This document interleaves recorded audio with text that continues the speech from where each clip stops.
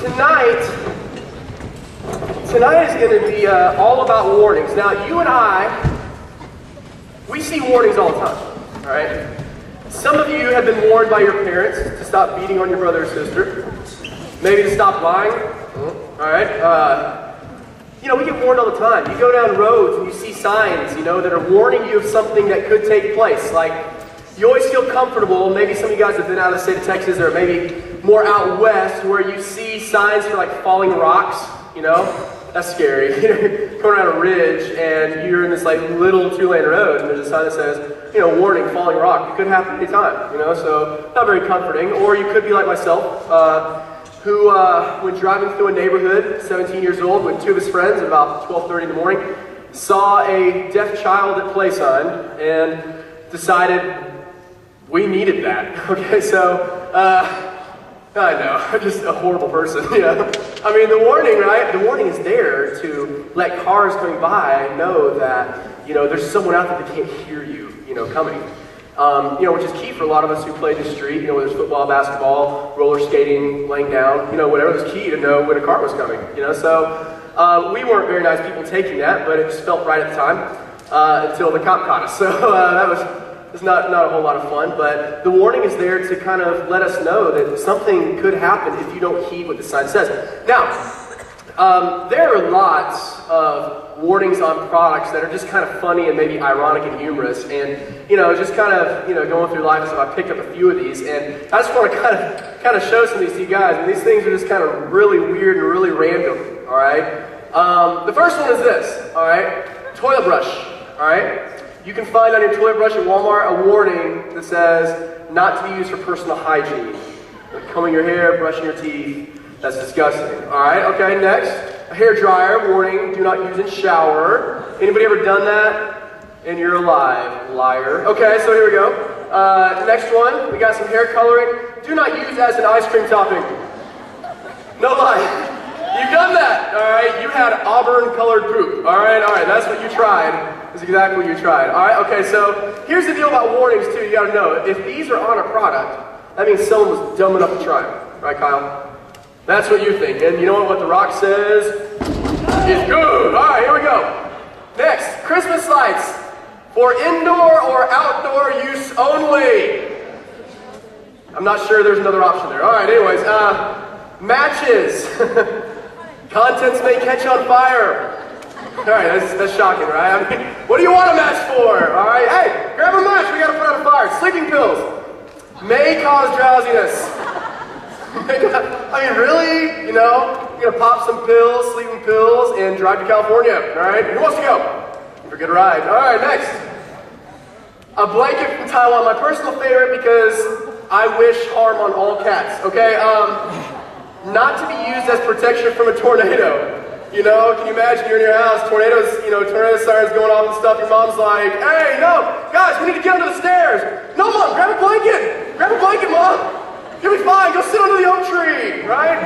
Bring your 3 kitty cats. Look, they're safe. All right, a big lighter. I mean, really? Anybody want to join the hairspray club? Like, it, you're with me. Like, product, you put product in your hair. Anybody? Don't light something near your face or you could turn out like that, okay? I know. All right, hey, get that away, hurry, please, quick. Hershey's Almond Bar. I mean, there's 2 almonds. There's two almonds on there. It's right on the package, okay? So they contain traces of nuts, small. Anyways, all right, so next. A toilet at a public sports facility. Recycled flush water is unsafe for drinking. Who bought that joke, right? One too many beers, like, don't drink at sports facilities, okay? That's disgusting. Look, I mean, and you can go and look on different products all you want, and you'll find all sorts of crazy, crazy stuff. Warnings are generally there for our protection, right? All the signs you see on the road that warn you of deer crossing or, yield, whatever, the warnings are there for our protection. They're meant to kind of guide us into a certain behavior. They're meant to help us along our journey, not to hurt us, they're meant to help us. And if you were to read through the entire Bible, you'd find that the Bible is full of warnings all throughout it. It's chock full of warnings. A lot of them, coming from prophets telling the people of Israel, hey, you're being an idiot, you're being really just a huge huge idiot nation here. You turned away from God. God is your protector. God's your source. And if you continue to turn away, something very bad is going to happen to you. There's your warning. And of course, at that point, they had a choice, right? They always had the choice to heed God's warning or not to heed it. To follow God or not to follow God. And then you also have the instances where God himself speaks out, and warns like the prophets or warns one of his people like, hey, you better shape up or something really bad could happen to you. What I find in the scriptures, one of the most important warnings in all the Bible comes in Matthew chapter 24, verse 29 through 31. A warning from Jesus, straight from the lips of Jesus, to his disciples that is as relevant 2,000 some odd years ago as it is today. It was as relevant to the disciples that Jesus was talking to as it is relevant to you today. So open up your Bibles to Matthew chapter 24.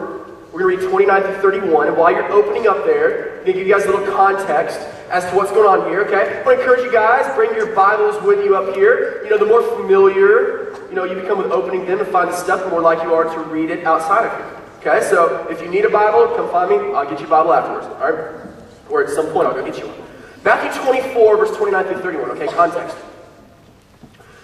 You got Jesus just saying all sorts of stuff to the disciples at this point that is just flying way over their head. All right, he's telling them that they're going to eat of Jesus. He's telling them that the temple, is going to be, just smashed and rebuilt in 3 days. He's telling all these people all these different things, and it's really going over the disciples' heads at a lot of points. They don't understand it completely. And so now Jesus is kind of talking about the end times. What he's talking about is, he's like, here's the deal. I'm going to leave you guys one day. First, I'm going to die. That's just what I came here for. I came here to die for you guys and for the sins of the entire world. It's been prophesied about since the beginning. People have been talking about it for a long time. People wrote whole chapters about it. Look, that's going to happen, but then I'm going to be resurrected. I'm going to be risen from the dead. God is going to raise me from the dead. And then after that, I'm going to walk around earth a little while, and then I'm going to ascend into heaven to be with God. And so after that, after I ascend into heaven to be with God, here's what's going to happen. Because I'm not just going to leave you hanging, but I want to share with you what's going to happen after that. So read with me in Matthew 24, verses 29 through 31.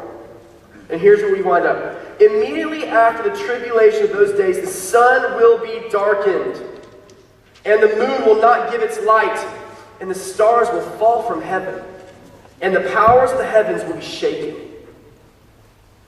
Then will appear in heaven the sign of the Son of Man, and then all the tribes of the earth will mourn, and they will see the Son of Man coming on the clouds of heaven with power and with great glory. And he will send out his angels with a loud trumpet call, and they will gather his elect from the four winds, from one end of heaven to the other.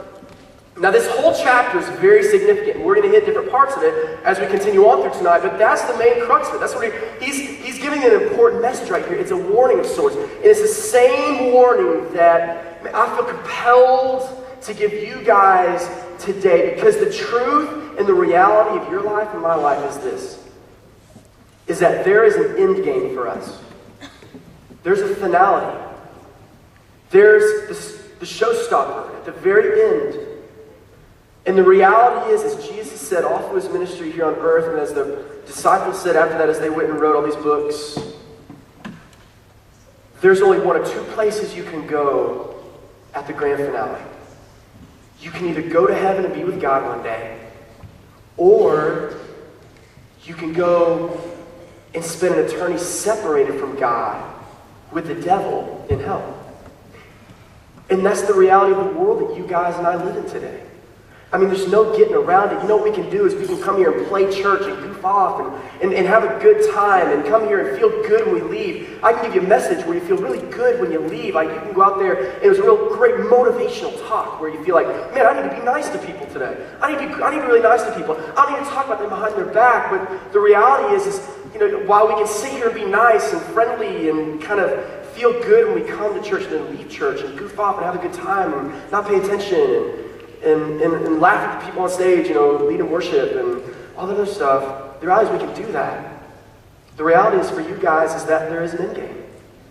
And we can either accept that reality and do something about it, or we can deny it for the rest of our lives. And tonight,